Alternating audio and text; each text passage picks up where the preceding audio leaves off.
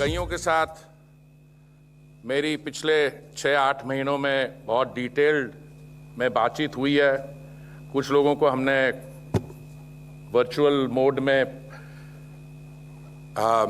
VC के माध्यम से इस पे ऑन बैकग्राउंड इस पे चर्चा हुई है प्रोजेक्ट पे। और मैं देख रहा हूं कि पिछले कई महीनों से एक फॉल्स नैरेटिव को कि हिंदी में मैं कैसे बताऊं, सरेआम झूठ, मतलब जो फैक्चुअल, जिन चीज़ों का फैक्चुअल बेसिस ही नहीं है वो मैं समझता हूं कि पॉलिटिकल क्लास अगर इन चीज़ों की बात करे तो उनको भी ध्यान रखना चाहिए। पर बाकी लोग ऐसे पब्लिक डिस्कोर्स में झूठे इल्ज़ाम, अब मैं आपको बताऊं, अब ये कहा जा रहा था कि ये जो है प्रोजेक्ट जो है ये एक वैनिटी प्रोजेक्ट है, और वैनिटी प्रोजेक्ट का मतलब यह है कि इसकी ज़रूरत नहीं है। और महामारी के दौरान आप इतना 20,000 करोड़ खर्च कर रहे हैं, एक वो आंकड़ा मैंने देखा। कहीं और कहा कि 13,400 का एक मोदी महल बनाया जा रहा है। अरे भाई साहब, ये फिगर्स कहां से आ रहे हैं? और सेंट्रल विस्टा और सेंट्रल विस्टा एवेन्यू में का उनमें अंतर जो है वो भी नहीं मालूम।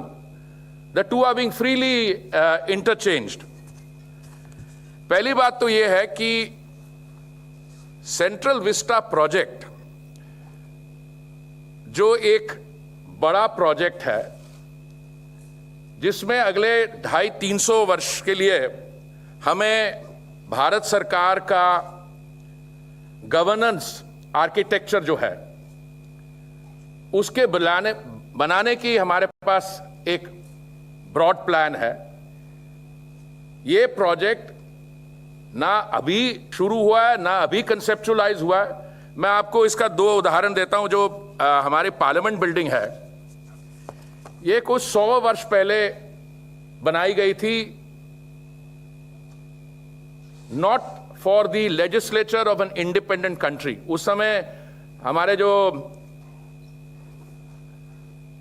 जिनकी हुकूमत थी उस समय एक स्वतंत्र भारत के वो बात करने को तैयार नहीं थे।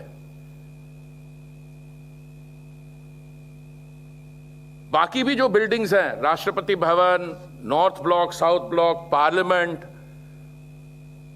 बाकी जो हेरिटेज बिल्डिंग है, हम शुरू से ये स्पष्ट करते आ रहे हैं कि none of these buildings will be touched.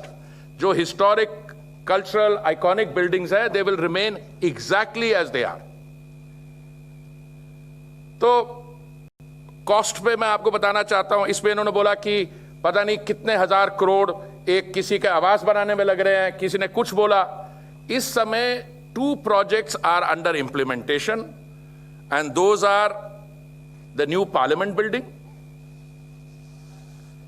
और central vista avenue. Central vista avenue Rajpath, उसकी ब्रॉडनिंग। ये क्यों प्रायोरिटी बेसिस पे ये 2 सेगमेंट्स पे हम काम कर रहे हैं? क्योंकि 2022 में 75th anniversary celebrations, we had always planned कि these will be held in the new parliament building. और ये बातचीत कब शुरू हुई थी? मैं आपको याद दिलवाना चाहता हूं कि 2012 में जब मीरा कुमार जी ऑनरेबल स्पीकर थी लोकसभा की, तो उनके एक ओएसडी थे जिन्होंने हाउसिंग मिनिस्ट्री के सचिव को एक पत्र लिखा था जिसमें यह स्पष्ट तरीके से कहा गया कि एक डिसीजन ले लिया गया है that a new parliament building should be built. और अभी जो फॉल्स नैरेटिव क्रिएट करते हैं, हमारे ही पॉलिटिकल एक कॉलीग है, मैं एडवर्सरी तो नहीं कहना चाहूंगा क्योंकि ऐसे शब्द हमें इस्तेमाल नहीं करने चाहिए, पर अपनी बातों से कभी कभी वो लगते हैं, जिन्होंने 2012 में एक आर्टिकल लिखा था हिंदू न्यूज़पेपर में, जयराम रमेश जी, और उनकी जो एग्जैक्ट लैंग्वेज है वो भी मैं आपको जरा पढ़ के सुना दूं। We badly need a new parliament building.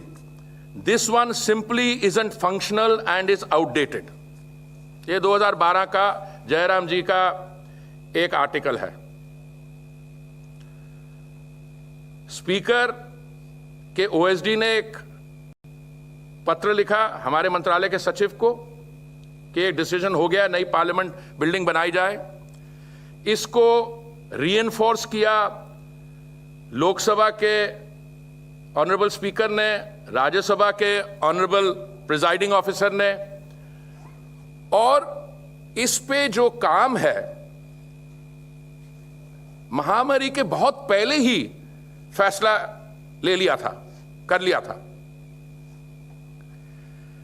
और यह क्यों जरूरी है पार्लियामेंट की नई बिल्डिंग बनानी? इसलिए कि पहले नई पार्लियामेंट, जहां पे पुरानी पार्लियामेंट बिल्डिंग सेस्मिक जोन 2 में आती थी,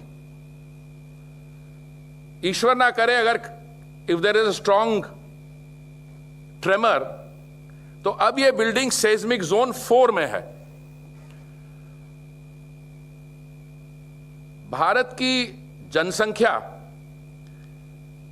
जब 1920 में इस बिल्डिंग पे काम शुरू हुआ था, उस समय क्या थी मुझे तो याद नहीं 1920 में क्या थी, पर मैं बता सकता हूं 1947 में when we became an independent country, हमारी आबादी जनसंख्या कोई 350 मिलियन के करीब थी।